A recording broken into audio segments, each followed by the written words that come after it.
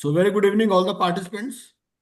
Today, we will be attempting a comprehensive case study on part 3, which will cover various facets starting from fresh start, then graduating to individual insolvency, and ultimately bankruptcy.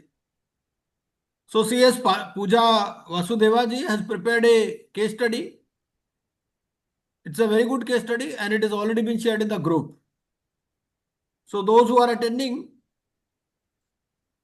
Pooja ji, you please share the case study in chat box also. So for the benefit of those who are attending and those who may not be part of this group. In the meantime, let us briefly revise what is contained in these various processes. So I've already given you one-liners for each section.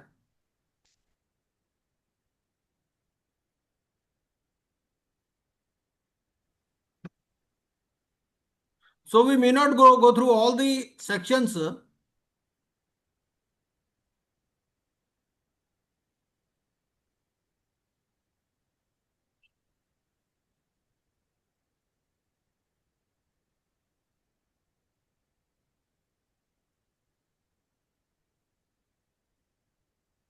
Just let me show you.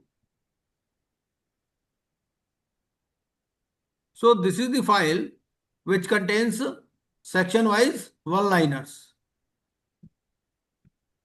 And it is editable, so you can change it according to your requirement. So these are the 3 slides pertaining to fresh start, then individual insolvency, and then bankruptcy. And we all know that in fresh start only the debtor can file the application, and debtor can also file only when income, qualifying debts, and assets are very, very low, which are given in section 80. Fresh start process cannot be initiated by the creditor. Individual insolvency can be initiated both by the debtor and creditor, and it may ultimately lead to bankruptcy, for which there are specific section 100, 115 and 118 depending upon the stage. Section 100 comes into force when there is a fraudulent intent by the debtor. Then the creditor can straight away file for bankruptcy without waiting for the repayment plan. 115, when the repayment plan is approved but it is rejected by the adjudicating authority, and 118, when the repayment plan is approved by the adjudicating authority, it is started also but it fails in between. So these are the 3 sections. Regarding bankruptcy, in bankruptcy there are more restrictions because one process, insolvency, has already been undergone. So in bankruptcy there are restrictions on movement, there are restrictions on participating, and so many other things.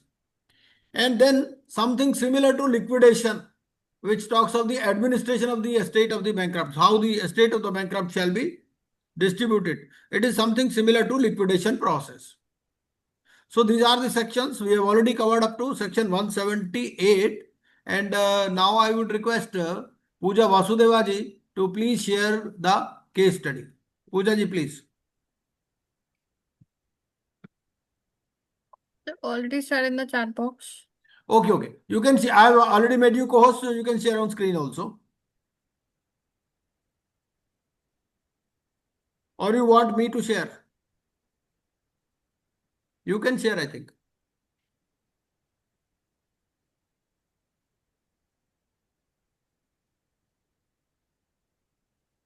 It is a very good case study.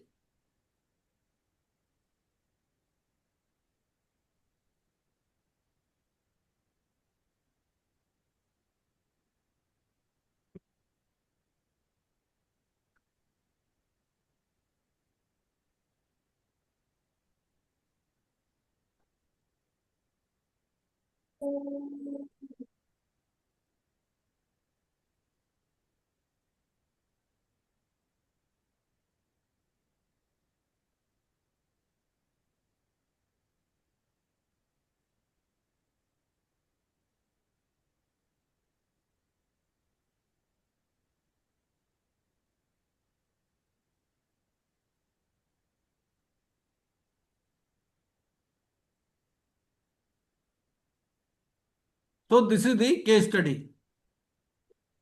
I hope it is visible on your screen. Yes, sir. It is okay.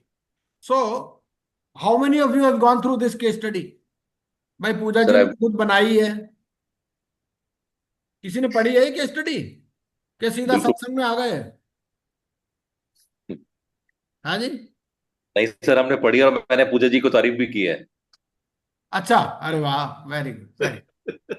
सो पढ़े case थे। Study, Yes, sir. so case study, complex insolvency issues arising from a partnership firm with diverse financial liabilities. Because we know in case of partnership firm, there could be more than one partners and they may be undergoing different processes. So we have tried to rope in all the factors.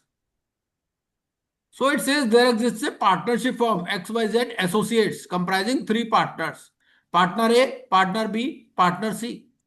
Now, depending upon the complexity, we can involve them, we can increase the number of partners, we can involve them in various processes. We may say that they are having their proprietorship businesses also. So, the complexity can go on increasing depending upon our understanding of part 3. So, here to start with, these are the various partners. Partner A, partner A बिल्कुल कंगला है, कुछ नहीं है इसके पास, ना assets है, ना क्वालिफाइंग डेट्स है, ना इसके पास इनकम है, तो ही is eligible under fresh start. Application is admitted also, but then he subsequently wins a lottery. And this case study was asked in the exam also recently. Not exactly the same way, but it was asked. Okay, there is an increase in income. Now, there are various issues which erupt in the fresh start process.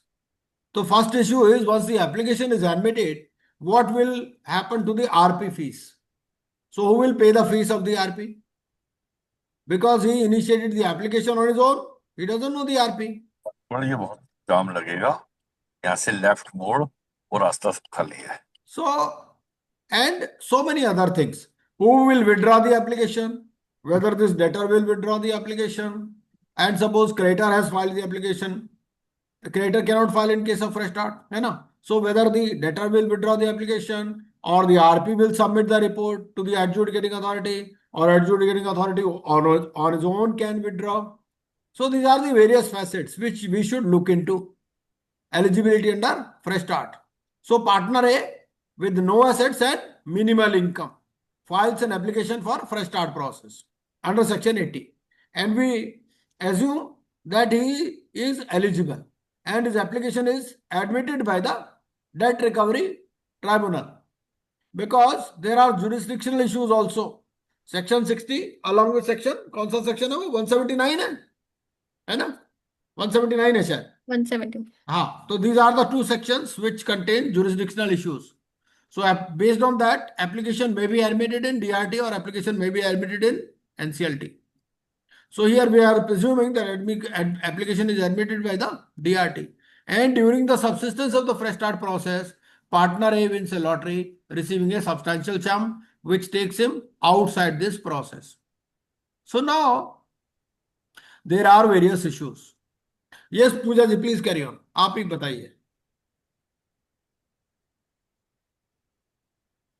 The first issue which arises is under section 85, subsection 3, if the debtor receives a windfall or has a change in financial circumstances, then he must inform the RP regarding the change.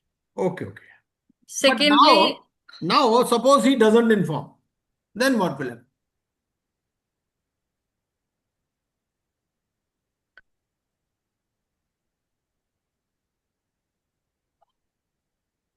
Application will be withdrawn.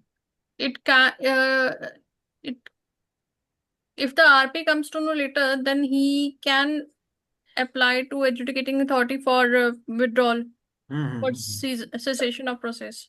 वही मैंने भी कहा. चलिए चलिए. Yes, please. Sir weather he is continuing और he is withdrawing, sir ये भी मानना है, ये भी मालूम होना चाहिए ना सर. नहीं नहीं नहीं, कंटिन्यू तो कर ही नहीं सकता ना, कंटिन्यू तो कर ही नहीं सकता भाई. अभी क्या है, उसका इनकम तो इंक्रीज हो गया ना. नहीं sir, but he should inform ना sir. If he has not informed क्या होता सर? नहीं, इन्फॉर्म नहीं होगा तो there are penalty provisions naturally. Yes, sir. Penalty provisions are there. And if RP comes to know, he will file the application. So the first question is whether RP will file the application or he himself can file the application. क्योंकि अभी ये तो सीधा adjudicating authority के पास पहुंच गया था ना, पार्टनर ए. पार्टनर ए ने जब एप्लीकेशन लगाई तो he did not drop in RP, वो तो अपने आप ही पहुंच गया था. तो अब क्वेश्चन ये है, जब इनकम इंक्रीज हो गई तो भी खुद पहुंच जाएगा, या कौन कौन कैसे प्रोसेस कैसे होगा, कौन इनिशिएट करेगा विड्रॉल को? उसके लिए सेक्शन है, there is a section.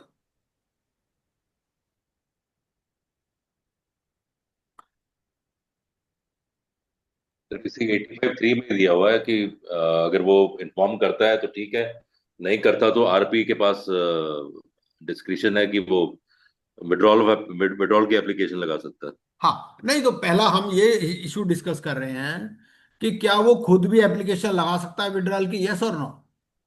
Partner है, ये पहला क्वेश्चन है. या आरपी के थ्रू जाना मैंडेटरी है? Sir he has to inform the RP first. नहीं नहीं नहीं, आरपी इन्फॉर्म की बात नहीं है भाई. मेरा तो सीधा क्वेश्चन है. मेरा सीधा क्वेश्चन ये है, क्या पार्टनर ही एडजुडिकेटिंग अथॉरिटी के पास डायरेक्टली जा सकता है कि there is I have one a lottery and I want to withdraw the application, या उसको आरपी के थ्रू ही जाना पड़ेगा? And which section mandates this? This is the question. भाई कोई सेक्शन बोलता होगा ना. हाँ जी. Yes, sir. He has to file an application through the RP, sir. Which section? Section तो बताना पड़ेगा ना. 91, 91. 91, sir. 91 पढ़ लीजिए, क्या बोलता है? पढ़िए Revocation स्वागत. of order. हाँ पढ़िए, आप पढ़िए पूजा जी, पढ़िए पढ़िए please. Revocation of order admitting application. Right. RP may submit an application to the adjudicating authority seeking revocation of its order made under Section 84 on the following grounds, namely, if due to any change in the financial circumstances of the debtor is ineligible for a fresh start process, or non-compliance by the debtor of the restrictions imposed under subsection 3 of Section 85, or if the debtor has acted in a malified manner and has willfully failed to comply with the provisions of this chapter. The adjudicating authority shall within 14 days of the receipt of the application under subsection 1 may by order admit or reject the application. On passing of the order admitting the application referred to in subsection 1, the moratorium and fresh start process shall cease to have effect. A copy of the order passed by adjudicating authority under this section shall be provided to the board for the purpose of recording and entry in the register referred in section 196. So it is very clear that even if the partner does not inform, RP can file the application. So basically the application has to be filed through the RP only. Now let us see the penalty provisions also. Suppose this partner A does not inform, then what are the penal consequences? कोई penalty है या कहाँ? कोई penalty भी है क्या? भाई मान लो उसका इंक्रीज इन इनकम हो गया, उसने कुछ इन्फॉर्म नहीं किया, आरपी को पता चल गया, RP has filed the application, but इसके ऊपर कोई पेनल्टी लग सकती है क्या पार्टनर ए के ऊपर? और लग सकती है तो कौन से सेक्शन में लग सकती है?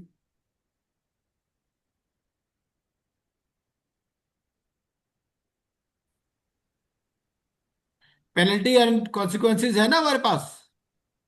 Yes, sir. तो वो पेनल्टी कौन से सेक्शन में है हमारे? पेनल्टी के लिए सेक्शन है ना हमारे पास.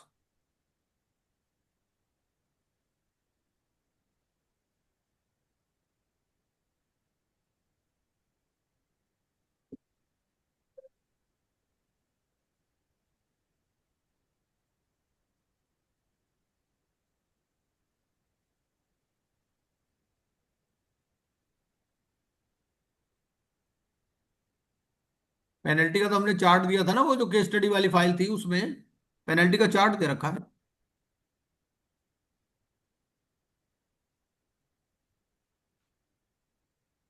भाई पेनल्टी लगेगी या नहीं लगेगी? लगेगी तो सही ना कुछ, या नहीं?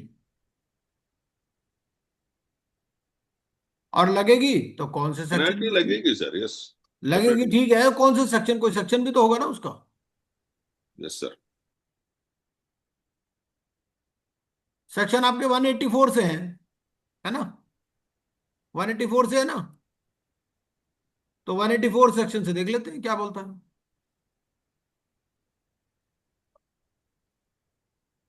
अच्छा,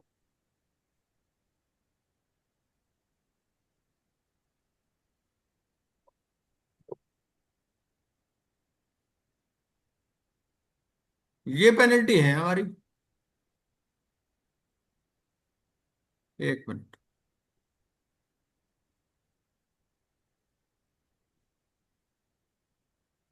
ये सेक्शन है हमारे।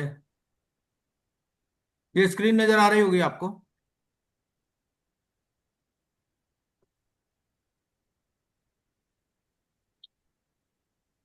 डेटर और creditor provides materially false information to RP.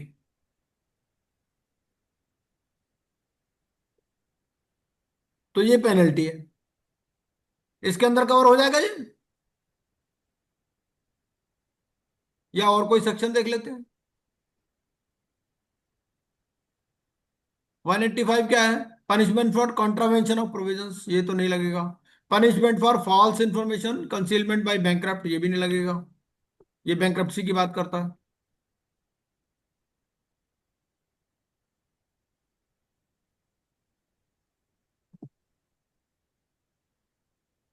One eighty seven 187 हो सकता है सर।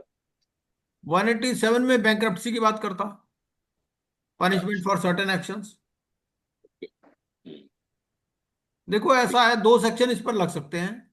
तो या तो 184 ही लगेगा होगा सर, है, 184 ही होगा सर। हाँ 184, या 184 के अलावा हमारे पास एक रेजिड्यूरी सेक्शन भी है कि अगर कोई पेनल्टी किसी भी सेक्शन में नहीं लिखी है तो वहां लगा दीजिए।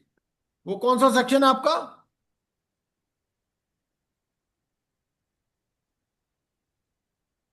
हम्म,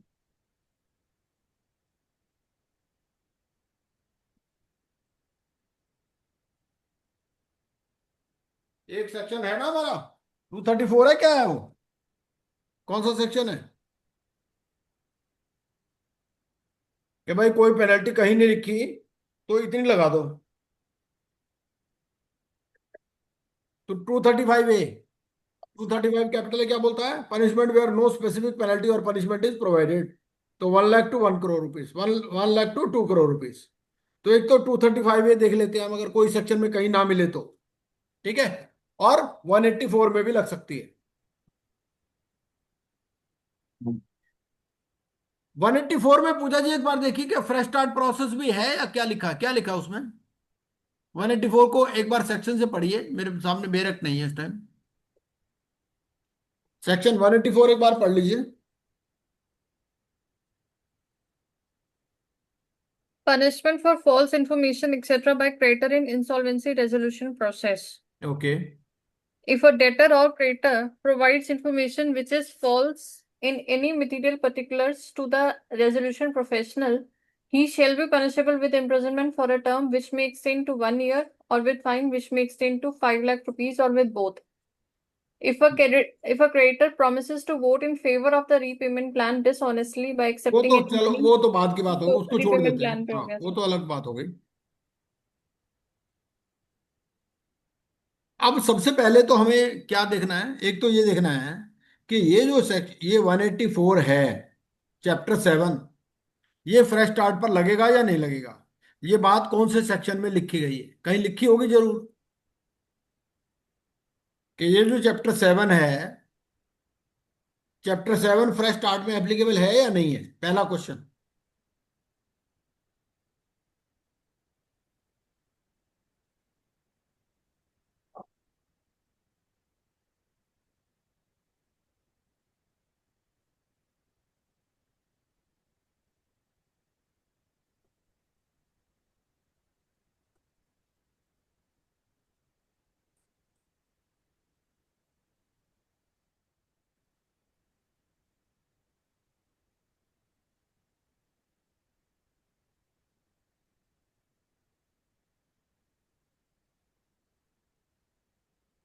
हाँ जी। भाई पहला क्वेश्चन क्या है? पहला क्वेश्चन ये है कि ये जो चैप्टर 7 है,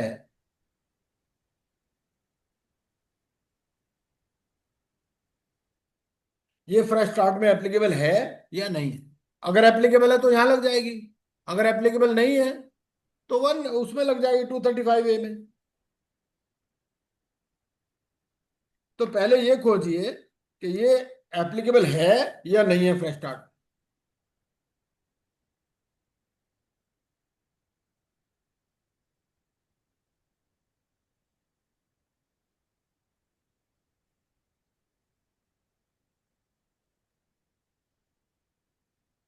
It is applicable, sir. It is applicable. अच्छा, कहाँ लिखा है? Fresh start का, yeah.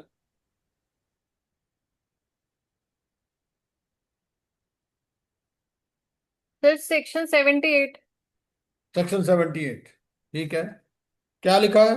This part shall apply to matters relating to fresh start. This part means part 3.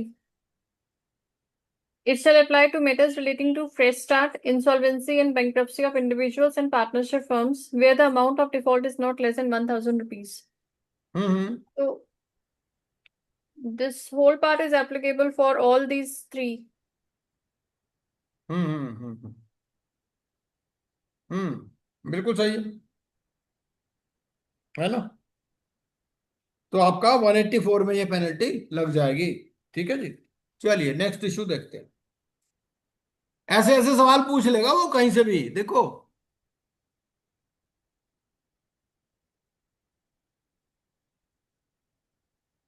अब हम चलते हैं अगले पार्ट पे।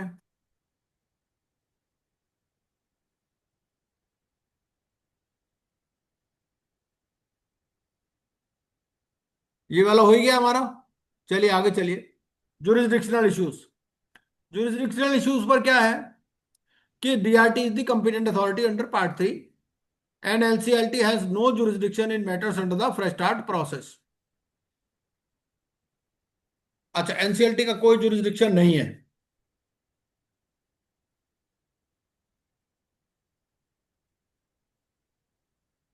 तो ये किस बेस पे कह रहे हो मैडम आप कि एनसीएलटी का कोई जुरिस्डिक्शन नहीं है? 179 से?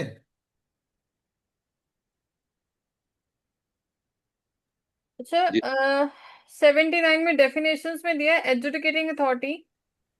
In this part, unless the context otherwise requires, adjudicating authority means DRT constituted under subsection 1 of section 3 of RDTB Act 1993. कहाँ लिखा है बात? 79 में से definitions में। अच्छा, ठीक है। हम्म।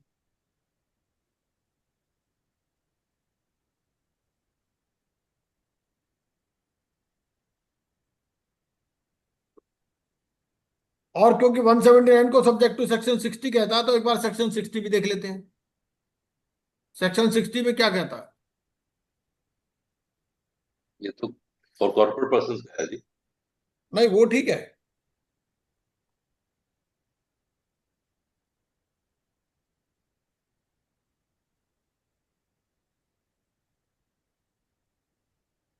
हाँ हाँ, यहाँ पर वैसे भी इंसॉल्वेंसी रेजोल्यूशन प्रोसेस की बात करता है, कोई फ्रेश स्टार्ट प्रोसेस की बात ही नहीं करता यहाँ पर सेक्शन 60 में, हाँ जी है ना। जी।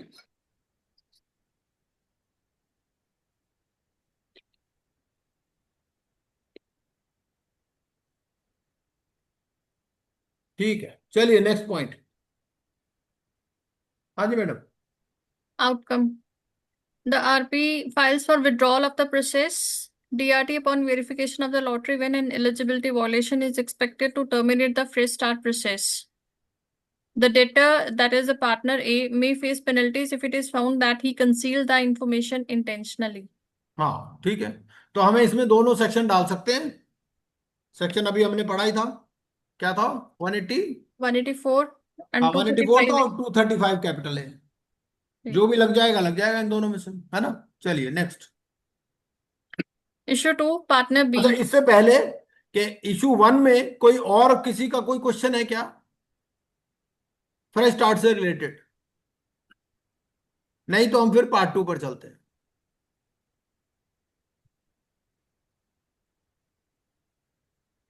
नहीं सर। अच्छा, Sir, पार्ट वन में sir, चलो मैं एक सवाल पूछ बात लेता सर। हूँ.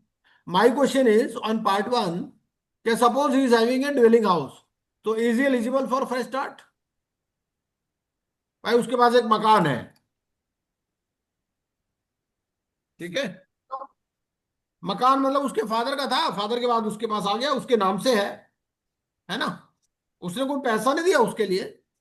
भाई पहले फादर के नाम था, अब फादर की डेथ हो गई तो उसके नाम रजिस्टर हो गया. तो whether in this circumstance he is eligible for fresh start process, question ये है. No, sir, he is not eligible. ठीक है. सेक्शन 80. Section 80. हाँ, तो सेक्शन 80 में क्लियरली बात लिखी गई है ये, है ना. He does not own a dwelling house irrespective of whether it is unencumbered और नॉट. लेकिन अगर मान लो उसकी वाइफ के नाम है तो क्या होगा? उसके नाम नहीं है. भाई लॉ में तो क्या लिखता है? एलिजिबल होगा है फिर तो वो एलिजिबल होगा सर.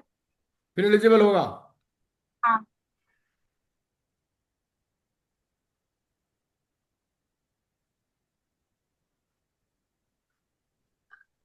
अब इसमें क्या कहता है, वो एग्रीगेट एसेट्स की बात करता है, और एग्रीगेट एसेट्स में वो क्वालिफाइंग एसेट्स हमें देख लेने हैं, एक्सक्लूडेड एसेट्स देख लेते हैं.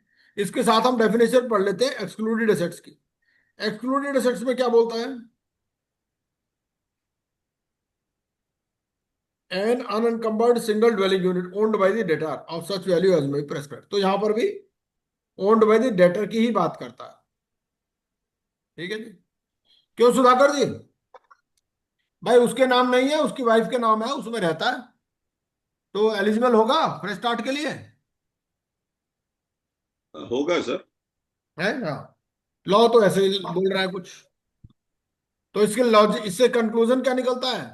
नहीं नहीं, उनका नाम पर कुछ नहीं है ना सर. हाँ, उनके नाम पे कुछ नहीं. हाँ हाँ. तो इसका कंक्लूजन यही निकलता है, भाई अपनी वाइफ के नाम कर दो, प्रॉपर्टी ट्रांसफर जो भी करनी है अपने नाम पर मत रखो, ताकि फ्रेश स्टार्ट तो मिल जाए कभी जरूरत पड़े तो. Issue 2. Yes please, please madam. Partner B, insolvency petition by a supplier, operational creditor. Hmm. Partner B, being insolvent, fails to pay a supplier who had supplied goods for business purposes. The hmm. supplier files an individual insolvency petition under Section 94 of IBC. Other creditors now wish to join the proceedings. Hmm. Legal तो issues which 95 94 में आएगा, 95 में आएगा application ये? 94 है, 95 है? So it's 95, sir. 95. हाँ तो कोई बात नहीं, इसको 95 करते हैं. हाँ ठीक है, चलिए. हाँ जी. Legal issues which are involved in this under IBC, multiple creditors can join in the same insolvency proceeding against an individual debtor. There is no bar under the code preventing multiple creditors from participating once proceedings are initiated. No, the issue is once an application has been filed, whether they can join or they have to file claim only. This is the question. भाई एक creditor ने 95 की application file कर दी, तो क्या दूसरे creditor भी उसमें को एप्लीकेंट बन सकते हैं या उनको क्लेम ही फाइल करना पड़ेगा? This is the question, precise question. No, they can join sir. नहीं नहीं नहीं, दे कैन नॉट ज्वाइन. हाँ. देखो, at the time of application only they can join. Okay. अगर एप्लीकेशन एक बार फाइल हो गई फिर तो दे कैन फाइल क्लेम ओनली. फिर कहां से ज्वाइन करेंगे उसको? फिर को एप्लीकेंट थोड़ी बन जाएंगे. ओके. तो वो COC का पार्ट बनेंगे फिर यही. हाँ बिल्कुल बिल्कुल. हाँ हाँ. Jurisdictional considerations. Since this pertains to individual insolvency, DRT is the proper forum. Procedural outcome. Creditors may either file proofs of claim in the ongoing proceeding initiated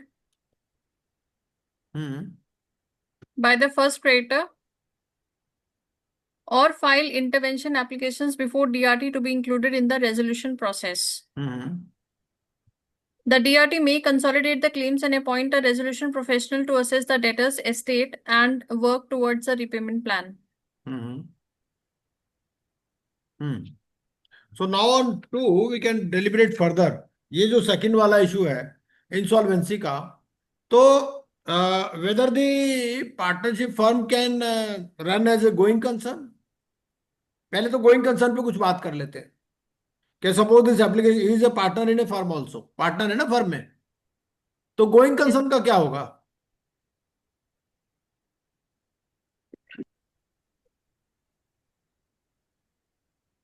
going concern का भी कुछ होगा ना, और कोई ना कोई सेक्शन बोलता होगा इसका। 104 है कौन सा है? Till the issue is resolved, it will be a going concern, no sir? नहीं 104 है क्या? क्या है, कोई सेक्शन है ना इसका, या 105 है? 105 है, तो 105 throws light on this. The repayment plan may authorize or require the RP to carry on the debtor's business or trade on his behalf or in his name. तो business can be carried on during insolvency also. तो section 105 subsection 1 talks of this. ये वहां पर कोई दिक्कत नहीं है।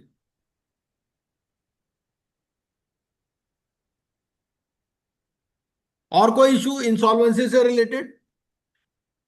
What will happen to the fees of the RP?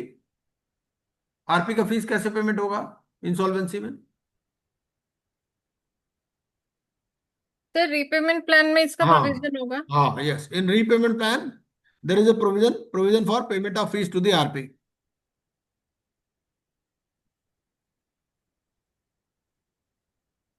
और आगे देखते हैं।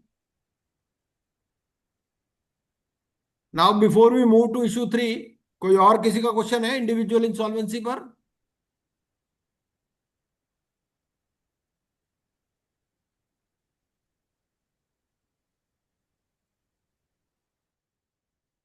Now there is a question here. ये जो है ऊपर करिएगा मैडम, इसको इशू 2 पर करिएगा।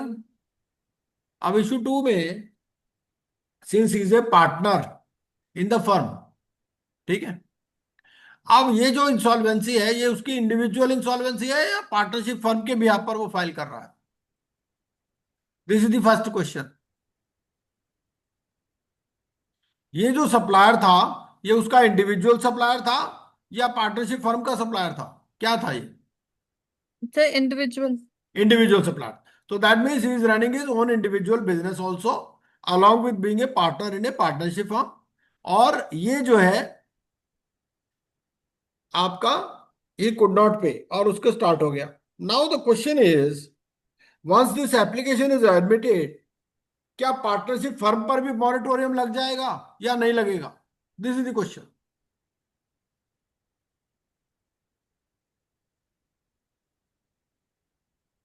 सर फर्म पे तो नहीं लगेगा। हाँ, इसका रिवर्स ट्रू है। रिवर्स क्या है?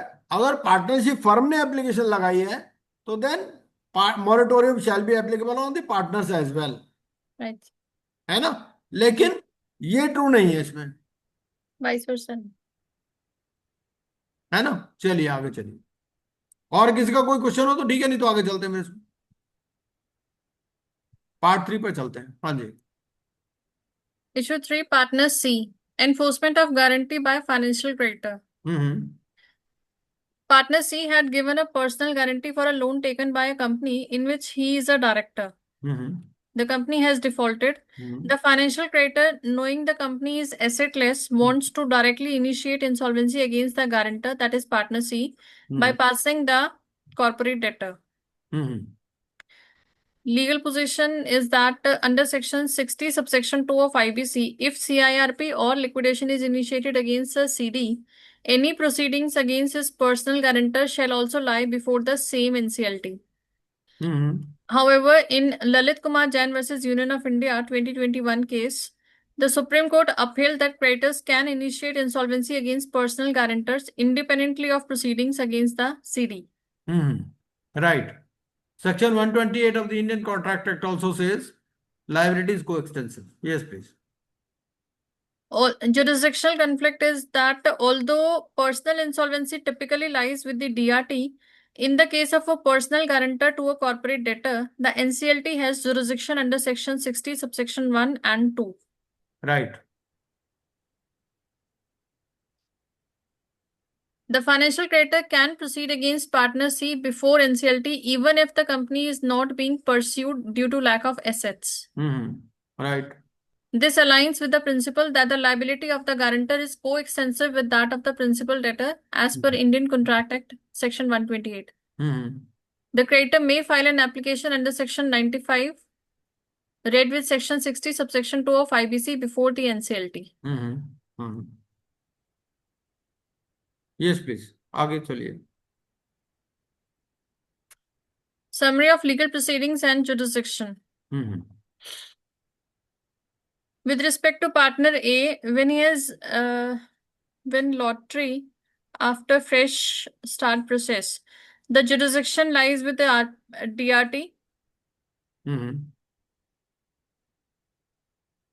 if he has concealed any facts relating to the change in circumstances, then RP is to file for withdrawal under Section 91.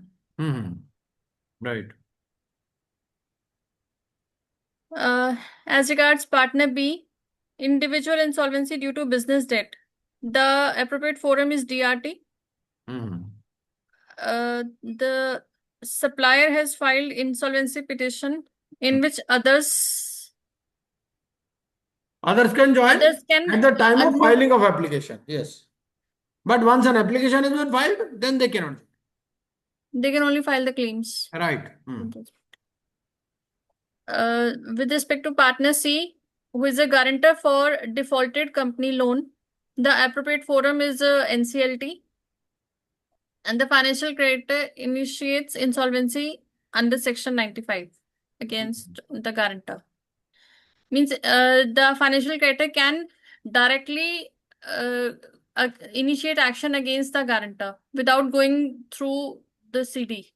Right. The key sections are Section 60, subsection 2, 95. 95. चलिए आगे चलिए. Broader legal and practical considerations. Effect on partnership firm. Although proceedings are against individual partners, creditors may seek to attach the firm's assets if liabilities were undertaken in the course of business.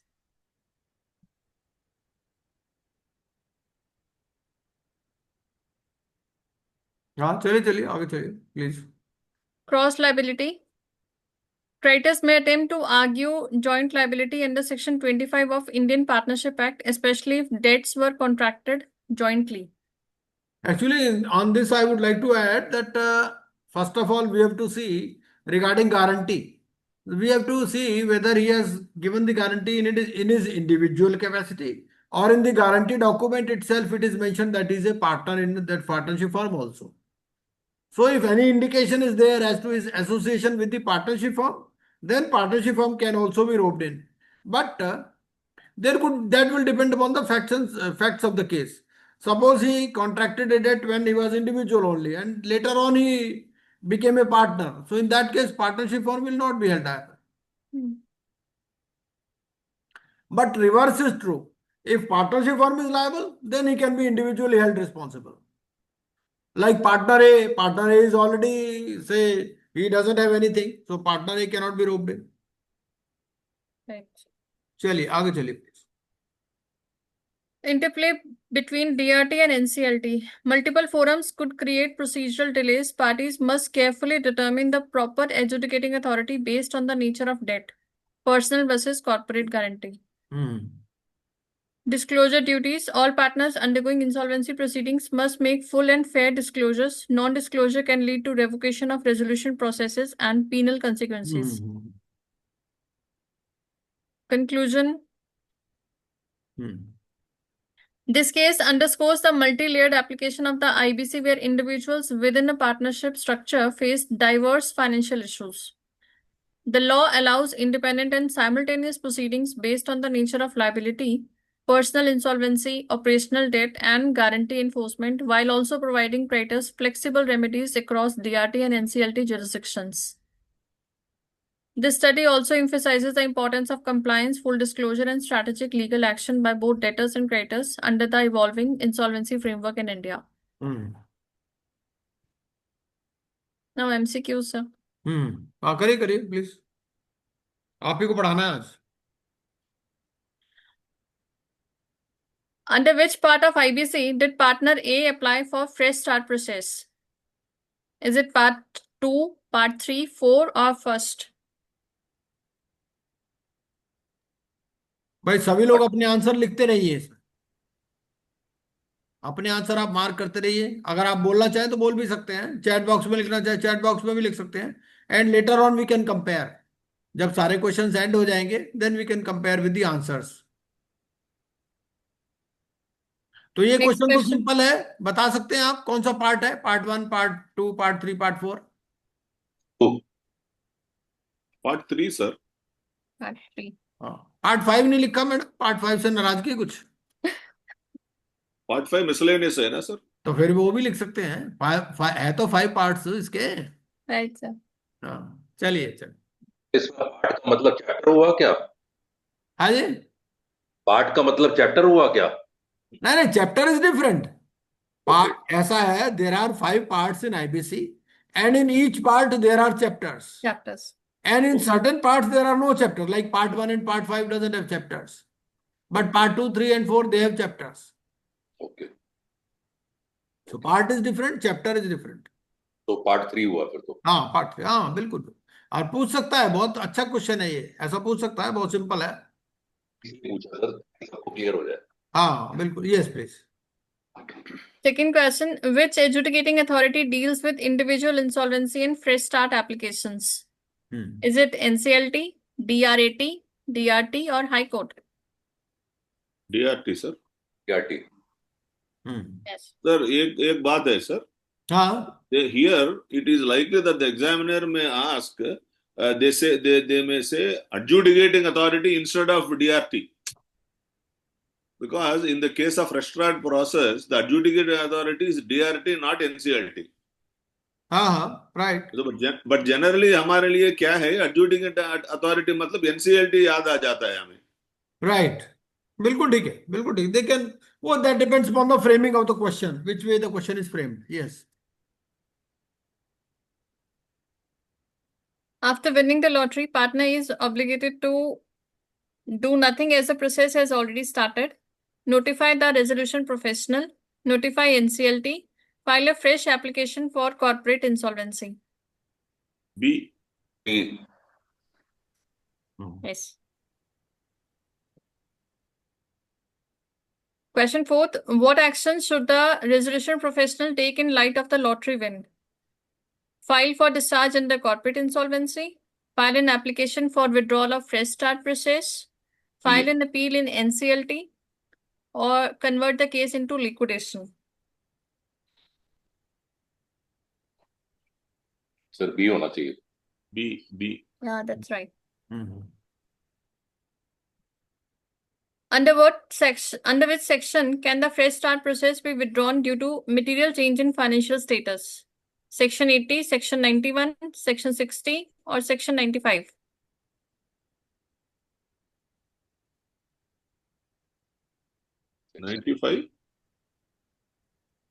भाई देखो, वैसे तो normally वो question section पर पूछेगा नहीं, but this is a very good question.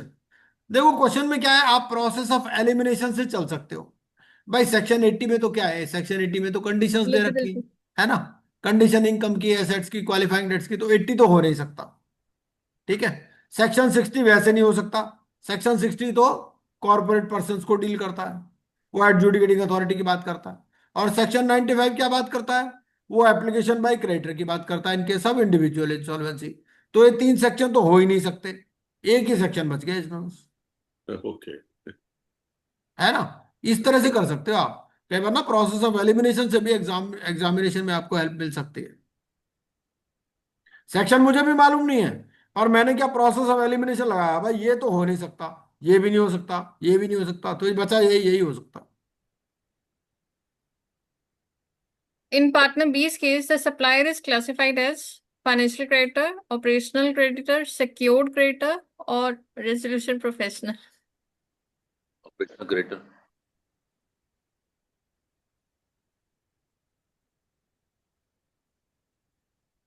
B है ना?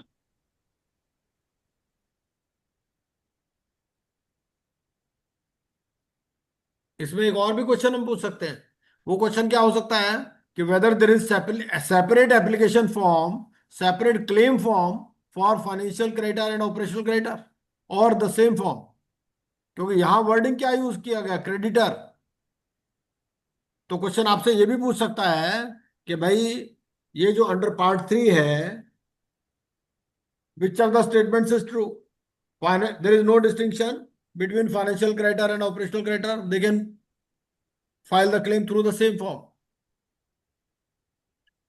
या क्लेम फॉर्म इज डिफरेंट, इस तरह से। तो क्या कहना है आपका, क्लेम फॉर्म सेम है डिफरेंट है?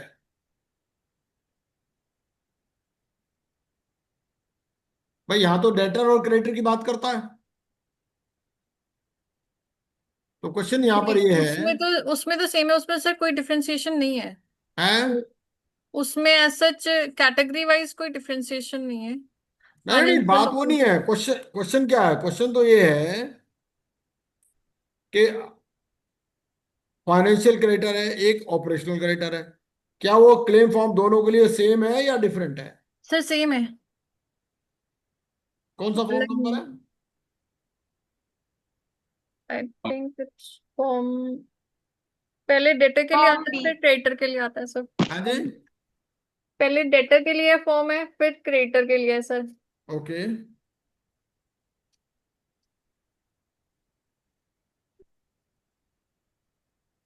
फॉर्म नंबर क्या है सुधाकर जी? क्लेम फॉर्म की बात कर रहा हूं मैं, क्लेम फॉर्म।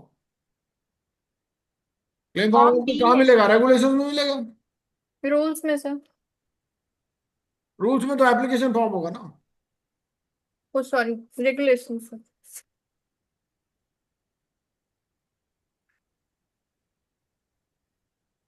तो एक बार रेगुलेशन में देख लीजिए। गलत बोल रहे सर, मैं एप्लीकेशन फॉर्म की बात कर रही हूँ।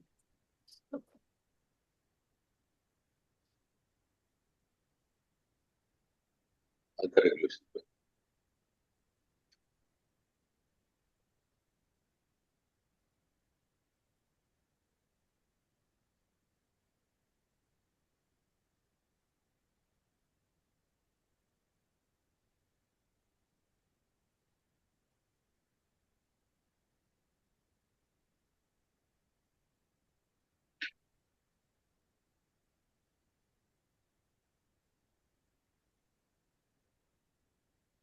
Sir form B. हैं? Form B. रेगुलेशन 7 कहता है फॉर्म ऑपरेशनल क्रेडिटर्स।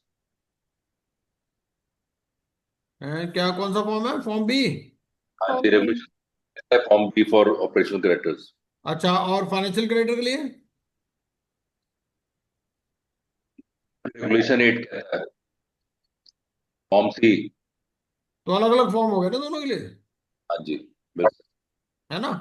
करेक्ट। और एप्लीकेशन फॉर्म भी अलग है दोनों के, है ना? कॉपी आई है। सपोज एक फाइनेंशियल क्रेडिटर एप्लीकेशन लगाना चाहता है, नहीं वो तो खैर क्रेडिटर ही लगाएगा, क्रेडिट वो तो फॉर्म एक ही है।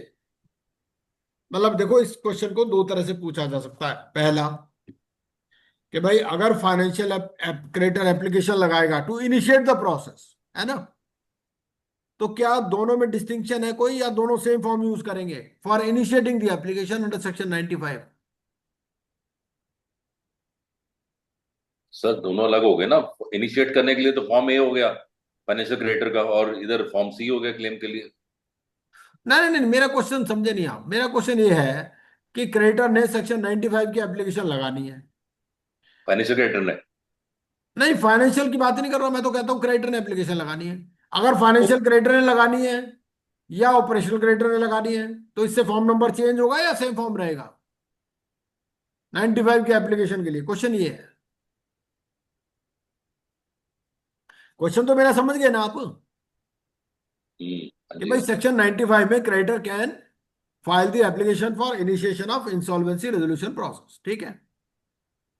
अब क्या इस बात पर डिपेंड करेगा फॉर्म नंबर की वो फाइनेंशियल क्रेडिटर है या ऑपरेशनल क्रेडिटर है, या जो मर्जी हो एक ही फॉर्म है?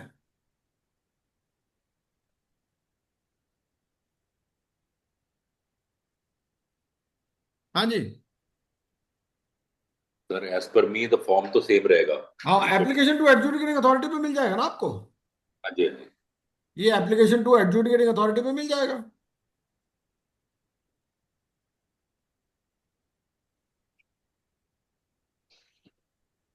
तो उसमें दो ही है, 95 का जो एप्लीकेशन बाय गारंटर है वो अंडर उसके लिए फॉर्म ए है, और 95 की एप्लीकेशन बाय क्रेडिटर उसके लिए फॉर्म बी है। हाँ बस बताओ, यही है। हाँ बिल्कुल ठीक है। तो इस बात पर डिपेंड नहीं करेगा कि वो फाइनेंशियल क्रेडिटर है या ऑपरेशनल क्रेडिटर, लेकिन जब वो क्लेम फॉर्म फाइल करेगा तो डिफरेंट फॉर्म है ना। ये बिल्कुल। ये बात हमें समझनी है, मतलब इसको किसी भी तरह से घुमा फिरा के वो पूछ सकता है। जब वो क्लेम फॉर्म फाइल करेगा तब तो डिफरेंट है ना फॉर्म, तब तो सेम नहीं है। क्यों पूछा जी?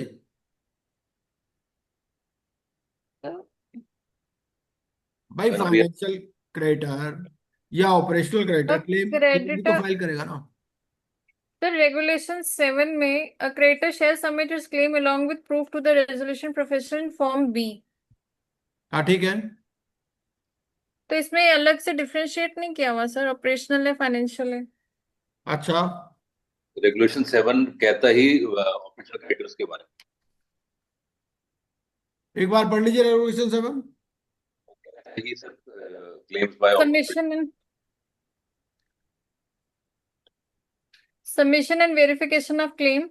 A creditor shall submit its claim along with proof to the resolution professional in Form B on or before the last date mentioned in the public notice issued under subsection 1 of Section 102. The creditor shall bear the cost relating to submission of claim, including proof under these regulations. A creditor may prove its claim on the basis of records available in an information utility or any other documentary evidence which substantiates the existence of claim. Hmm.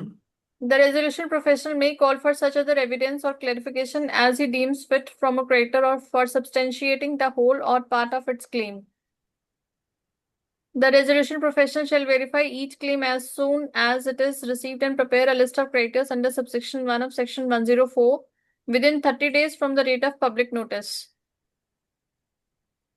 Where the amount claimed by creditor is not precise due to any reason, the RP shall make the best estimate of the amount of the claim based on the information available with him. RP shall modify the amount of claims admitted, including the estimates of claims made under sub-regulation 6, as soon as may be practicable, after he comes across additional information warranting such revision till the approval of repayment plan by the creditors. The claims denominated in foreign currency shall be valued in Indian currency at the official exchange rate as on the resolution process commencement date.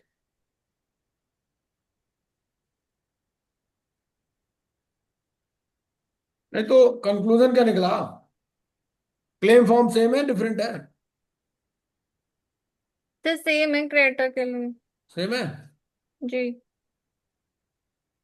ठीक है, same है तो same. कौन सा form है? Financial creditor claim file करेगा तो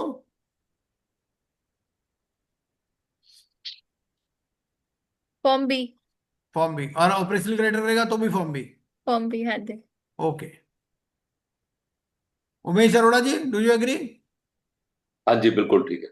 चलिए next. The supplier filed a petition for individual insolvency under which section of IBC? Section 7, Section 94, Section 95, Section 10.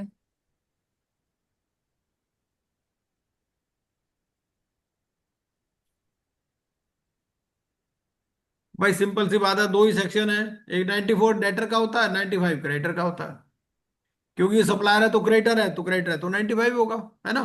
Section 10 में तो विड्रॉल होता है कॉर्पोरेट पर्संस के लिए, है ना। सेक्शन 7 फाइनेंशियल क्रेडिटर का है। वो तो दोनों पार्ट 2 वाले हैं, पार्ट 3 वाला तो है ही नहीं। अच्छा। जी जी। Can other creditors join the insolvency proceedings initiated by the supplier against partner B? No, only one creditor can file. Yes, through a separate petition. Yes, by submitting proof of claims in the same proceeding, only with NCLT approval. Yeah, no, only one creditor can file.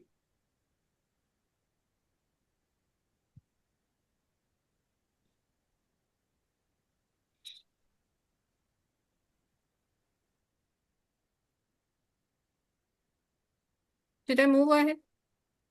हाँ बिल्कुल आगे चलिए please. हाँ The jurisdiction for partner B's individual insolvency lies with High Court, NCLT, DRAT, or DRT. DRT. Is B, NCLT. Partner C had provided a personal guarantee for a loan taken by which entity? His spouse, his partnership firm, a private limited company, a public sector bank.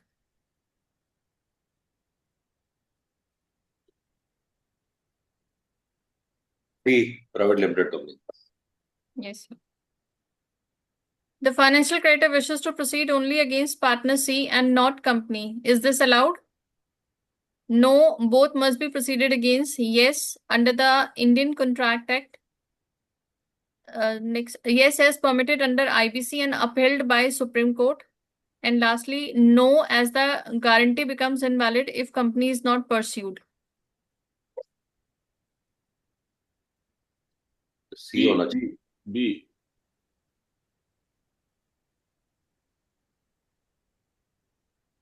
It's C. C होना चाहिए। Yes, sir. So as permitted under IBC and upheld by Supreme Court. Okay. Which section provides that the NCLT has jurisdiction over insolvency of personal guarantors to corporate debtors? Section 95, Section 94, Section 60, subsection 2, or Section 100? एक बार दोबारा बताइए, इसमें भी elimination लगाना पड़ेगा।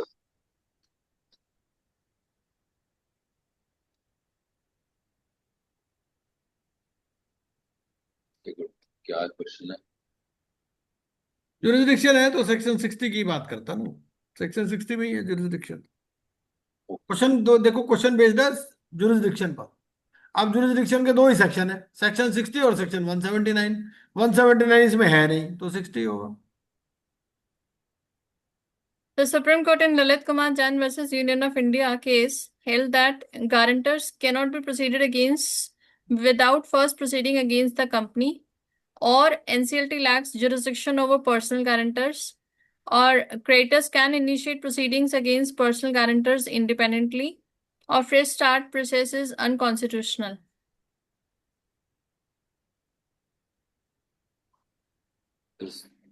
C होना चाहिए।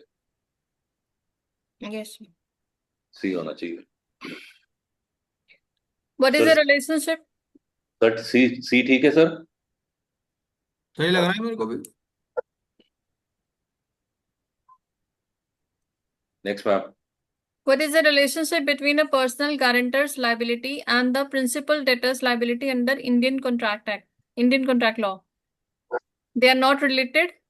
They are coextensive liability under Section 128, limited liability, or liability only arises after liquidation.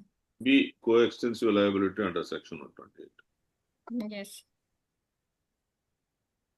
If multiple creditors file claims in an individual insolvency proceeding, who consolidates and verifies them? Tribunal judge, financial creditor, resolution professional, or Ministry of Corporate Affairs? RP. RP। Yes.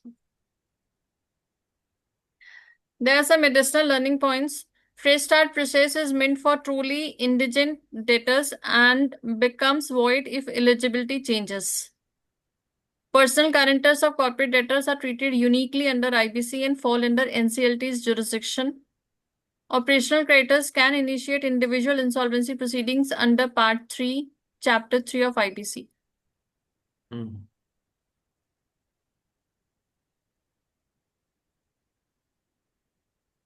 It's finished, sir. बढ़िया, ठीक है जी। तो भाई देखो, clapping तो deserve करती है madam, इतनी बढ़िया केस स्टडी बनाई है। बिल्कुल सर, बिल्कुल। बहुत टाइम डिवोट Thank किया you, उन्होंने। sir. हाँ Thank you, Madam Ji. Thank you so much. देखो, जो गुरु की हेल्प करता है उसको आशीर्वाद अपने आप मिल जाता है। मैडम जल्दी पास हो जाएंगे, देख लेना। Thanks a lot for your wishes, sir. तो अब एक अभी तो टाइम है, तो एक केस स्टडी और डिस्कस कर लेते हैं, है ना। ये मेरा नजर आ रहा होगा आपको, ये अपना स्क्रीन है ना। सर वो अमर अकबर एंथनी वाली कर लेते हैं डिस्कस। हमारे अकबर अंदर वही करते हैं, हाँ।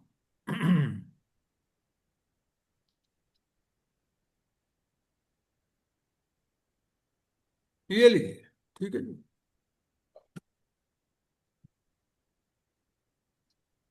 तो एक बार सुधाकर जी पढ़ लीजिए जरा केस स्टडी, Yes, sir. और सभी Yes, yes. अपने पॉइंट्स नोट करते रहेंगे इसमें, है ना, जो भी उनको लगता है कि रेलेवेंट है। जैसे एग्जामिनेशन में भी क्या होगा, they will give you a pencil and one A4 size sheet, so you can note down. They will take it back once you are coming out of the hall, but they give you one A4 sheet for noting down the important points. You can note down, yes please. Yes, sir. Amar Akbar Anthony Private Limited, having its registered office at Chennai, availed loan facility from PNB to the tune of 100 crores. The loan was The backed by a screen is person. not visible to us. Screen visible नहीं है? ये No. हमारे लिए visible है, ये पढ़ रहे हैं ना हम। कोई बात नहीं, मैं दोबारा कर देता हूँ। ठीक है सर। मैडम स्लाइड नंबर 88 है।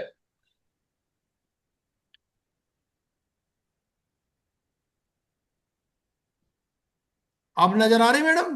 हाँ जी सर। हाँ हाँ। चलिए। पीपीटी खोल लीजिए, 88 नंबर स्लाइड है। हाँ Okay. Ji. Okay, sir. Okay. So, I mean, the loan was backed by a personal guarantee of the firm Amakan and Co., which had Amar Akbar and Anthony as its partners. Since Amar Akbar Anthony Private Limited is a software company, PNB decided to file the application against the firm Amakan and Co. under Part 3 of the code. The repayment plan was not adhered to, and an application was moved by PNB jointly with SBI for bankruptcy of the firm Messrs. Amakan and Co. PNB was nominated to act on behalf of all the creditors. Interim moratorium was declared. Ramlal was proposed as the bankruptcy trustee. The bankruptcy BT found that the books are not complete. Firm has hired a cinema hall on lease basis, and the BT was authorized to keep the cinema hall running. Since the BT was not well versed with the functioning of the cinema hall, he appointed Anthony to supervise the management of the cinema hall. Besides this, the firm had a cold storage where spices, fruits, and vegetables were stored. The relatives of the partner have a similar cold storage chain and want to purchase the items stored in the cold storage. However, the price offered by them is 20% of the cost price. The father of Amar, one of the partners, expired and left property worth rupees 10 crores, of which Amar was the sole legal heir. However, he secretly disposed of the property without the knowledge of the BT. A sum of rupees 5 lakhs was spent by the BT to trace and recover such property. The lease deed of property contained a clause that on termination of the lease, the lessor would be entitled for a compensation of rupees 20 lakhs. However, on inquiry, it was found that the owner of the property of Cinema Hall was the grandson of one of the partners of the firm. SBI was a secured creditor having the security of cold storage. The value of the property as per registered valuers is as under: valuer A 5 crores, valuer B 8 crores. So SBI informed the BT that it wants to realize the cold storage property at rupees. This one is at rupees 10 crores. BT was able to find out another buyer who was willing to purchase the property at rupees 12 crore. The buyer was identified by a marketing consultant hired by the BT. However, the buyer did not turn up after initial deposit of 1.20 crores and asked for the further time due to COVID. One of the creditors, Sohan, who had filed a claim of rupees 50 lakhs, expired due to COVID. Akbar's sister lives in London. Her marriage is fixed on 7th July. He has booked his ticket for London. On examination of books, it was revealed that one of the properties belonging to the firm had been transferred to the daughter of wife of Akbar at market value. While bankruptcy proceedings were going on, Anthony expired. His legal representative had claimed a sum of rupees 1 lakh towards funeral and testamentary expenses.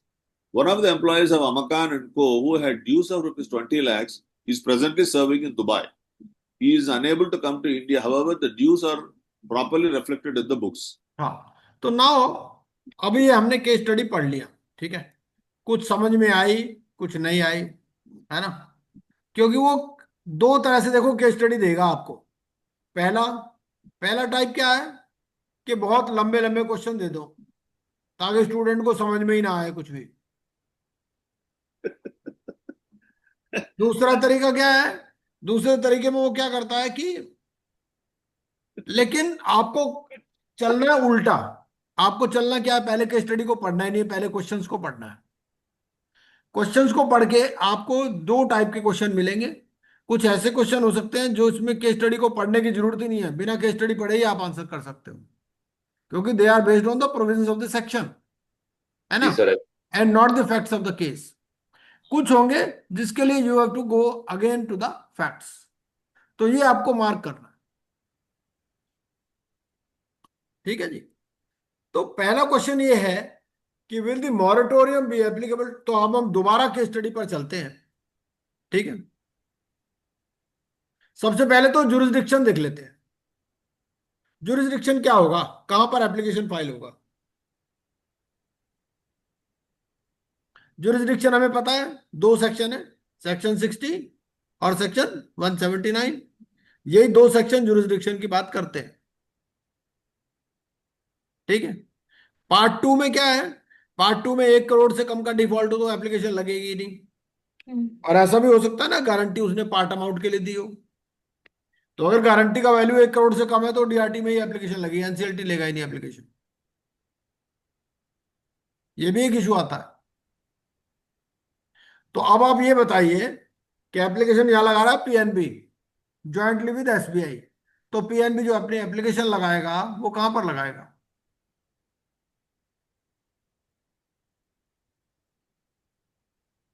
भाई दो ही बातें हो सकती हैं, या तो NCLT में लगाएगा या डीआरटी में लगाएगा, तीसरा तो कुछ हो ही नहीं सकता, है ना। एनसीएलटी में लगनी चाहिए। हाँ, एनसीएलटी में लगेगी, 1 करोड़ से ऊपर का डिफॉल्ट है। अगर 1 करोड़ से कम का डिफॉल्ट होता तो फिर डीआरटी में लगती, फिर एनसीएलटी एडमिट नहीं करेगा। सही है सर। दूसरी बात, लिखा है PNB was nominated to act on behalf of all the creditors, तो क्या ऐसे नॉमिनेशन वाला अलाउड है? इसमें क्या सिस्टम है? नॉमिनेट ऐसे कर सकते हैं या नहीं कर सकते? इसको ये क्रिएटर क्लास में लेके जब मान सकते हैं, है? Creators in the class. नहीं नहीं नहीं, क्लास की बात नहीं है भाई। हमारे को ये कुछ रेगुलेशन या सेक्शन बोलता होगा ना इस बात पे, ऐसे हम अपने मन से तो नहीं लगा सकते ना। तो आपको इसके लिए क्या देखना है? आपको रूल देखना है। रूल नंबर 7 पढ़िए मैडम जरा।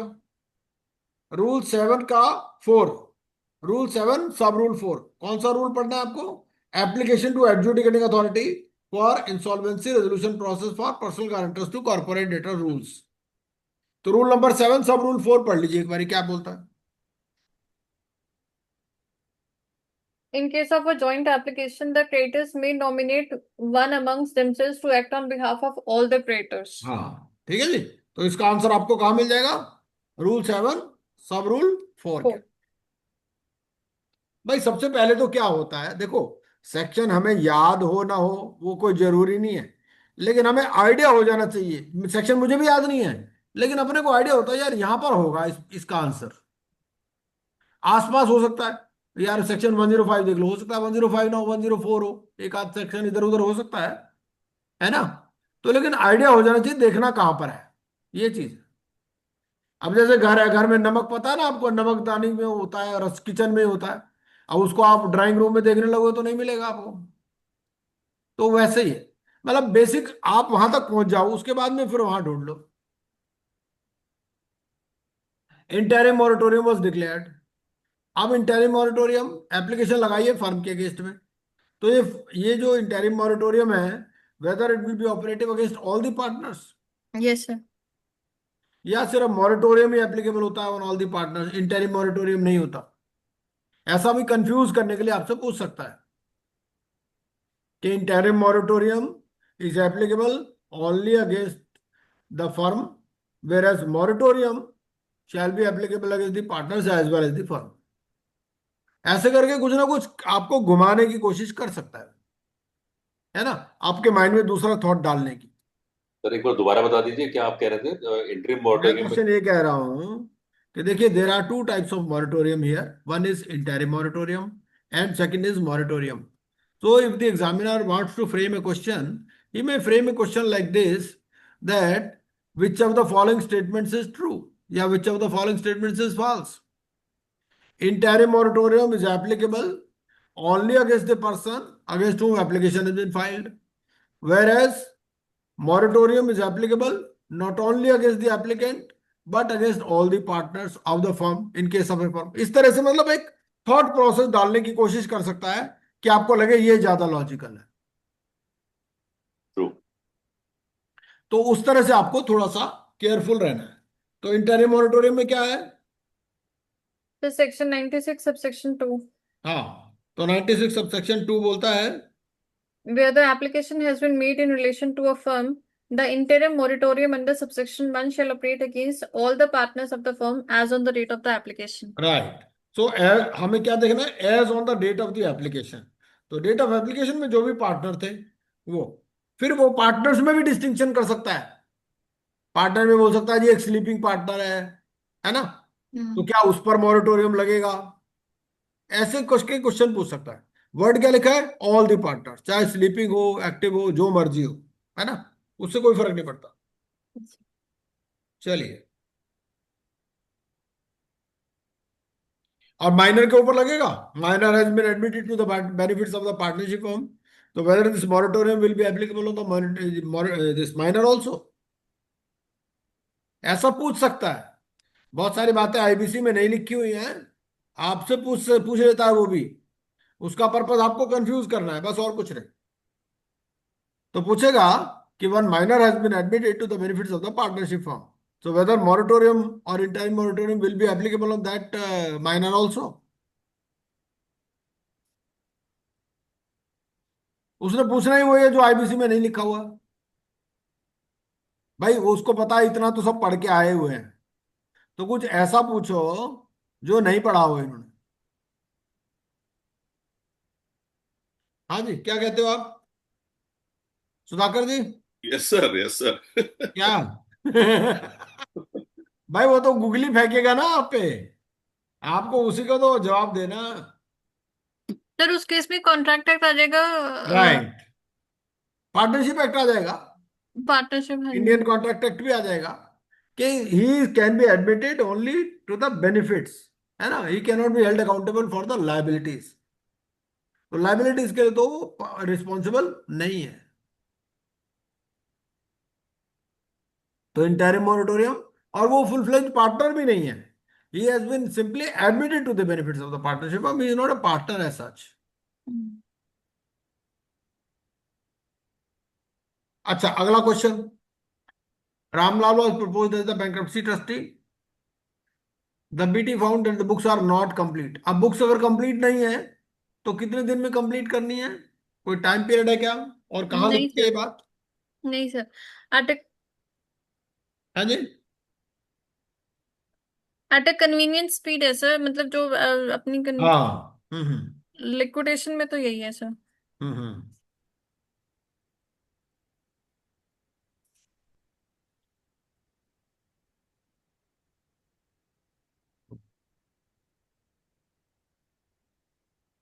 यहाँ लिखा होगा ना इसका, इसका आंसर तो होगा ना.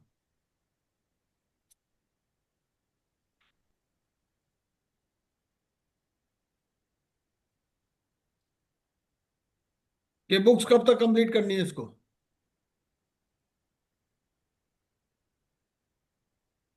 बुक्स कंप्लीट करने के लिए रेगुलेशन 6 सब रेगुलेशन 1 पढ़ लीजिए आप.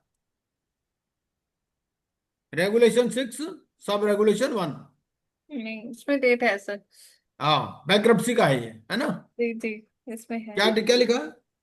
Where the books of account of the bankrupt are incomplete on the bankruptcy commencement date, the bankruptcy trustee shall get them completed and brought up to date within 60 days of the bankruptcy commencement date. क्या लिखा हुआ है जी? लिखा हुआ है? Regulation 6 sub regulation 1. Oh. Bankruptcy process for personal guarantors against corporate debtors regulations. हाँ जी. अच्छा, अगला पढ़िए. अगले में कहता है कि firm has hired a cinema hall on lease basis and the BT was authorized to keep the cinema hall running.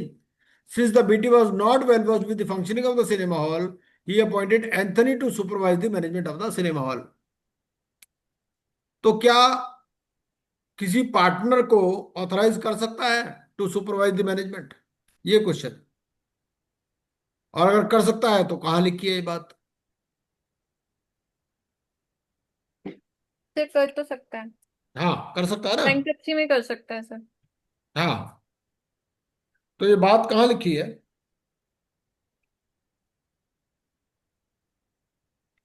कहीं लिखी होगी ना।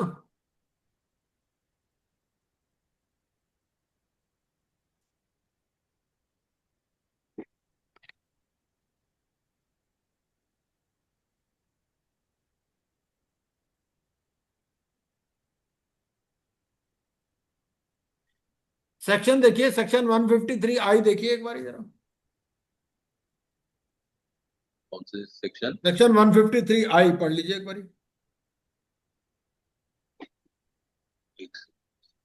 क्या बोलता है?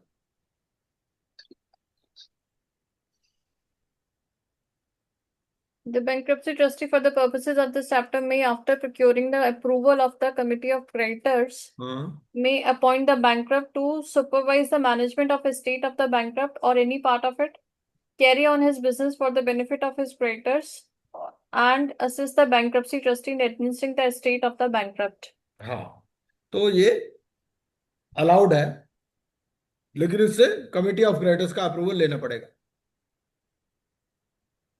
ठीक है जी, चलिए आगे देखते हैं।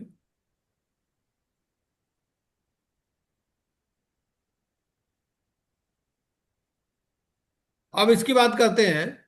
Father of Amar, one of the partners has expired, और उसकी 10 करोड़ की प्रॉपर्टी थी। अमर उसका लीगल हेयर था, उसने चुपचाप ये बेच दी। ठीक है, बीटी को पता चला, बीटी ने 5 लाख रुपए लगाए और उस प्रॉपर्टी को ट्रेस कर लिया और रिकवर कर लिया। तो इसके ऊपर क्वेश्चंस है। सबसे पहली बात, ये 5 लाख का क्या होगा? दूसरा, इसके ऊपर क्या पेनल्टी लग सकती है अमर के ऊपर अगर प्रॉपर्टी को सीक्रेटली डिस्पोज ऑफ कर दिया? वो तो पेनल्टी लग जाएगी ना 184 में। और रिकवर होगा नहीं होगी ये प्रॉपर्टी, क्या होगा? किसी बंदे ने मान लो गुड फेथ में खरीदी है, फॉर वैल्यू फॉर कंसिडरेशन खरीदी है, तो क्या होगा? These could be some of the questions. Sir 5 lakh रुपए तो बैंक्रप्सी कॉस्ट में जुड़ जाएगा। हाँ, और जो ये मिल गया, मकान मिल गया जो भी है, तो वो उसकी पेनल्टी लगेगी 184 में। हम्म। और सर ये एस्टेट का पार्ट भी हो जाएगा? हाँ, राइट, ये 10 करोड़ रुपए आपका बैंक्रप्सी एस्टेट में आ जाएगा, है ना? बिल्कुल बिल्कुल बिल्कुल करेक्ट, बिल्कुल। अगर मान लीजिए ये बैंक्रप्सी ट्रस्टी नहीं पैसे खर्च करता, कोई और करता, तो क्या होता? तो नहीं माना जाता।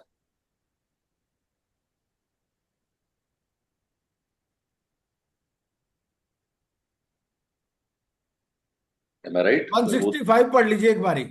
165 सबसेक्शन 7 पढ़ लीजिए, फिर इस क्वेश्चन का आंसर करते हैं। अच्छा, 165। For the purpose of subsection 6, if the person is an associate of the bankrupt, otherwise than by reason only of his being employee, at the time when the preference was given, it shall be presumed that the bankrupt was influenced in his decision under that subsection. नहीं, अच्छा, ये तो दूसरी बात है, ये दूसरी बात दूसरी कहानी, ये वो नहीं है। ये है उसका, ये अगला पॉइंट है जो, ये पॉइंट है ना कि one of the properties belonging to the firm had been transferred to the daughter of wife of Akbar at market value. ठीक है भाई, अकबर एक पार्टनर है, उसकी वाइफ की डॉटर है, उसको आपने प्रॉपर्टी ट्रांसफर की है एट मार्केट वैल्यू। तो इसका क्या इफेक्ट होगा? क्या ये preference, whether it can still be deemed as preferential transaction? This is the question. Property, please remember, property has been transferred at market value, but section 165 subsection 7 says कि यहां पर presumption है, डीमिंग फिक्शन है कि preferential है ही है अगर associate के साथ ट्रांजैक्शन है, और एसोसिएट तो है ही। जो डॉटर है वाइफ ऑफ अकबर, ये एसोसिएट तो है ही है ना? अब हमारा वो वाला क्वेश्चन, पहले वाला क्वेश्चन क्या था कि ये father is expired and left property. इसका क्वेश्चन का आंसर हमने कर ही दिया है ना?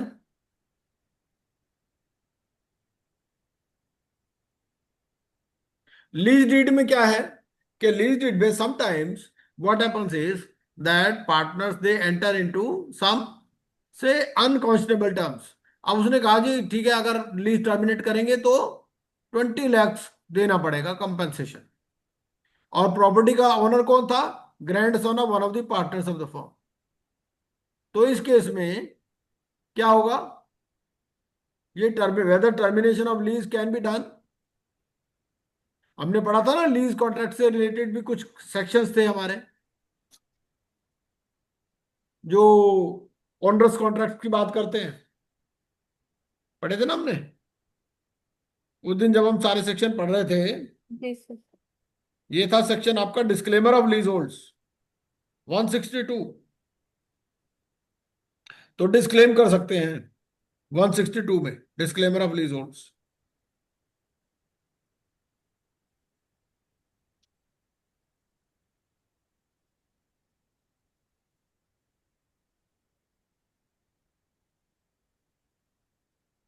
अच्छा, एक क्रेडिटर है Sohan, who had filed a claim of 50 lakhs, he has expired due to covid। इसका क्या होगा?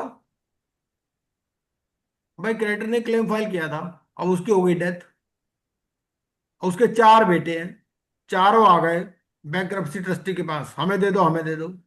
तो बैंक्रप्सी ट्रस्टी क्या करेगा?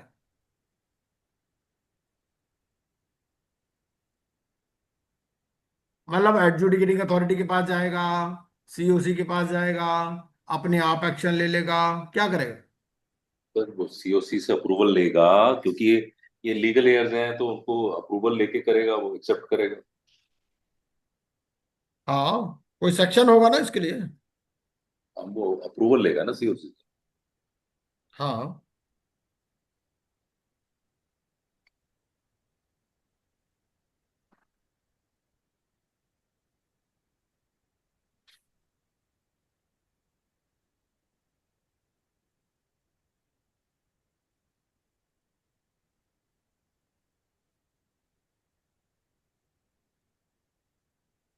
हाँ जी पूजा जी, कौन सा सेक्शन होगा इसके लिए?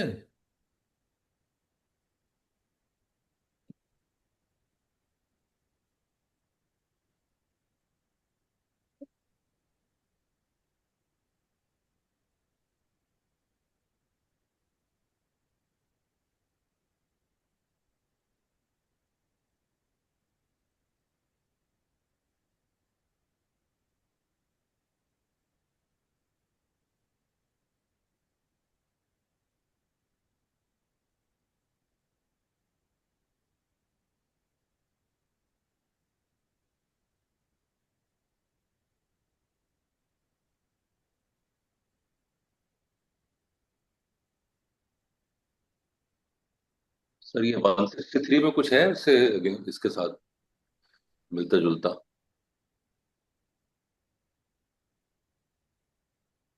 हम्म 163 says challenge against disclaim property. नहीं, ये तो अलग चीज है, 163 तो अलग है। हमारे को देखना है कि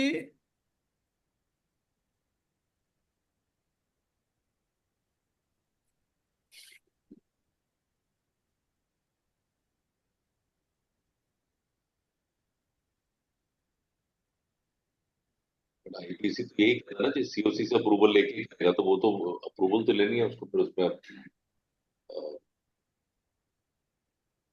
तभी वो बैंक्रप्सी कॉस्ट का बनेगा वो हिस्सा।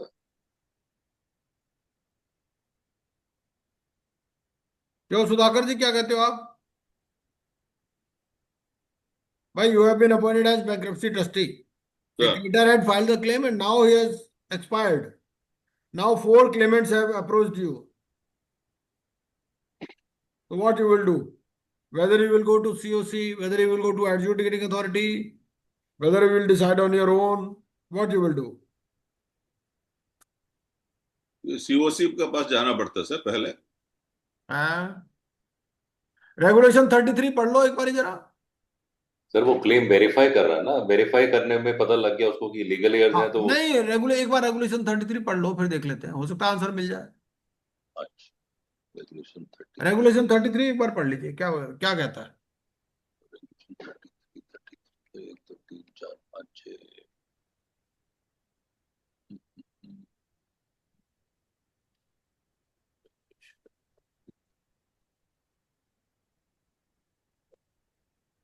हाँ जी पूजा जी, रेडीली अवेलेबल आपके पास, पढ़ लीजिए एक बार रेगुलेशन हाँ जी सर 33। पढ़ रही हूँ। हाँ Distribution of dividend to claimant of disease creditor. हाँ, In the देखो event an same application heading हो गया बिल्कुल, है ना। In the event an application is made by claimant or heir of a disease creditor for receiving dividend payable to such disease creditor, the bankruptcy trustee shall satisfy himself as to the claimant's right and title to receive the dividend and may call for evidence regarding such right or title. On being satisfied of the veracity of the claim as per subregulation 1, the bankruptcy trustee may apply to the adjudicating authority for sanctioning the payment of such dividend or return to the claimant. ठीक है जी। पहले तो खुद से satisfy कर लेगा, उसको बोलेगा भाई सक्सेशन सर्टिफिकेट होगा, लीगल एयर सर्टिफिकेट होगा, जो भी अलाउ है ना, प्रोबेटा बिल है तो। उसके बाद में फिर एडजुडिकेटिंग अथॉरिटी को भी अप्लाई कर रहा है, ताकि कोई चक्कर ही ना रहे बाद में। बाद में वरना क्या होता है, वो लोग कोर्ट केस कर देते हैं इसके बैंक्रप्सी ट्रस्टी के अगेंस्ट में कि उसने मिल करके और उसको दे दी। तो ये दोनों चीजें प्रिकॉशन ले रहा है, खुद भी वेरीफाई कर रहा है और उसके बाद में एडजुडिकेटिंग अथॉरिटी को भी अप्लाई कर रहा है। ठीक है जी। चलिए, Akbar's sister lives in London, her marriage is fixed on 7th July and he has booked his ticket for London. अब whether a partner can travel during bankruptcy, this is the question basically. So only with the approval of adjudicating authority? हाँ, तो this is section 141 1F। तो section 141 पढ़ लीजिए एक बारी, क्या बोलता है। सेक्शन 141 1F पढ़ लीजिए सीधा। Restrictions on bankrupt. A bankrupt from the bankruptcy commencement date shall not be permitted to travel overseas without the permission of the adjudicating authority. Right. So, but now whether this restriction is applicable during insolvency also, insolvency में भी ऐसी कोई restriction है क्या, या सिर्फ bankruptcy में है।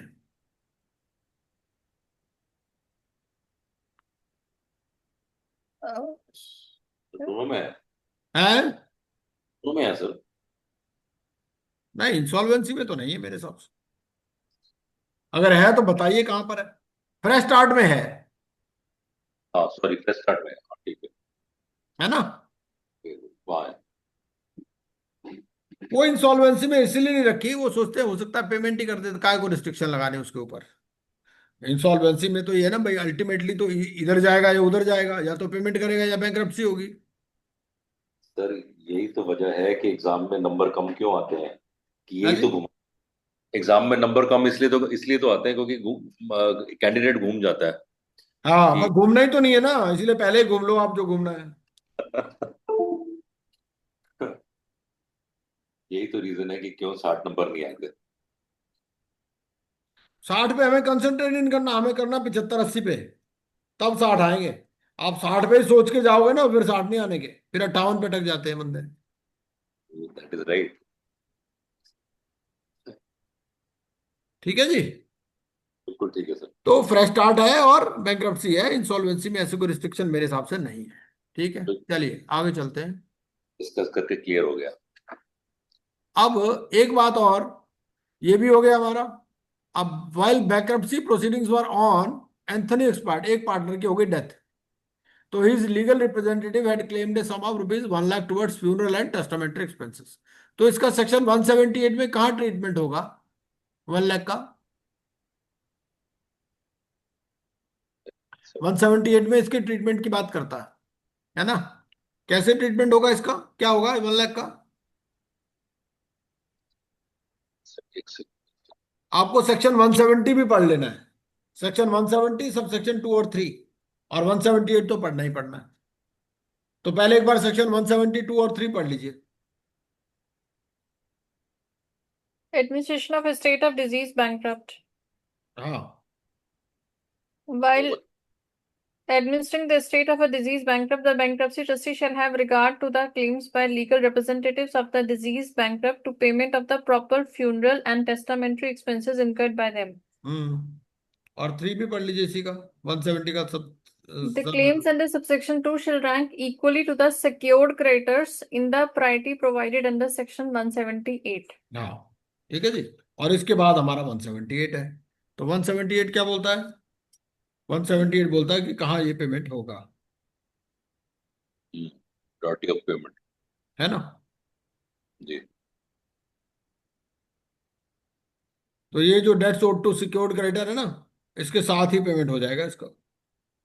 इसके अंदर लिखा हुआ नहीं है अलग से। अगर आप Right, यहाँ ढूंढने लगोगे, यहाँ नहीं मिलेगा आपको। Right right right. इसका आंसर आपको वहीं मिलेगा, सेक्शन 170 में, है ना। और एक और खास बात है 178 में। 178 में क्या है? चाहे सिक्योर्ड हो चाहे अनसिक्योर्ड हो, ये जो सारे सिक्योर्ड क्रेडिटर हैं, सिक्योर्ड क्रेडिटर सारे के सारे यहां पर आ रहे हैं बी पॉइंट में, चाहे उन्होंने रिलिंक्विश किया है चाहे नहीं किया है। वहां पर थोड़ा डिफरेंट होता है ना 53 में। 53 में अगर रिलिंक्विश किया होता है तो प्रायोरिटी मिलती है, रिलिंक्विश नहीं किया होता तो नीचे लग जाते हैं लाइन में। यहां ऐसा नहीं है। यहां डेट्स जितने भी सिक्योर्ड क्रेडिटर के हैं वो सारे यहां पर आ जाएंगे। ये थोड़ा सा डिफरेंस है दोनों में,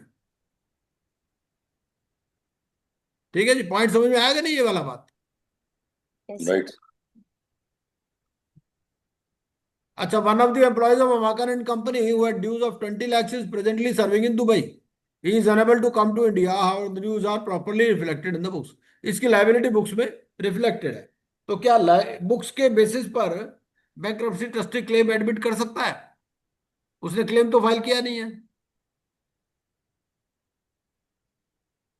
ये But question waterfall mechanism, I mean, after distribution is made, अगर बच गए तो उनको दे सकते सर। नहीं नहीं, आप सेक्शन 174 पढ़िए फिर आंसर कीजिए। 174 3A,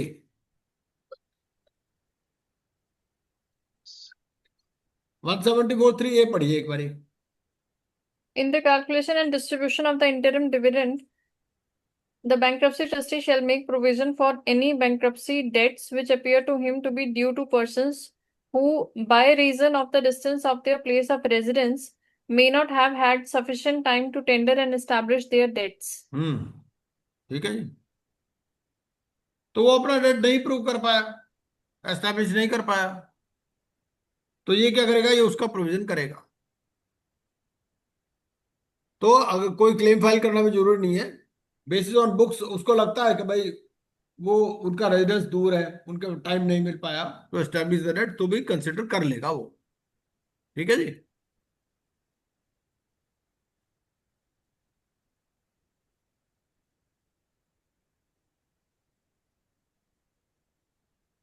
तो आज की कथा यही समाप्त करते हैं, है ना। काफी अच्छा डिस्कशन हो गया। बाकी आप ये देख लीजिएगा और फिर आप ग्रुप में लिख दीजिएगा भाई कल करनी क्लास है, परसों करनी, कैसे करनी है। देखो संडे को तो मुझे कहीं जाना है एक्चुअली, इसलिए मैंने भी रिक्वेस्ट किया। तो अगर कल करना चाहो मेरे को कोई इशू नहीं है, कल कर सकते। कल किसी को ऑब्जेक्शन तो नहीं है? No, कोई sir. बात नहीं है सर। कल कर लेंगे, है ना। ठीक है, हाँ, ओके। ठीक है sir. So tomorrow again we are meeting at 8 PM। Okay, right sir. और इसी को कंटिन्यू कर लेंगे सर, हाँ इसी जी। को कंटिन्यू करेंगे। ना ना ना, इसको क्या कंटिन्यू करना, बार बार हो गया, बस अपने आप पढ़ लेंगे, बाकी तो